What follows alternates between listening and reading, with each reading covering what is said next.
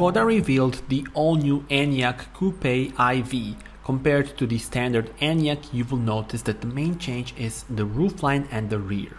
Overall, this model looks much more dynamic and sporty, but good news is that it's still very practical. Trunk offers 570 liters, which is very similar to 585 liters offered in the standard ENYAQ IV. Elegant sloping rear will for sure draw the attention to this model on the road. Customers will be able to choose between different versions, the rear-wheel drive or all-wheel drive ones, and also there will be 2 different batteries available. Range is up to 545 km by the WLTP standard. Aerodynamics and drag coefficient are better than on the standard version, and overall this is a great mix of practicality and modern design as well as the technology. Tell me in the comments, how do you like it?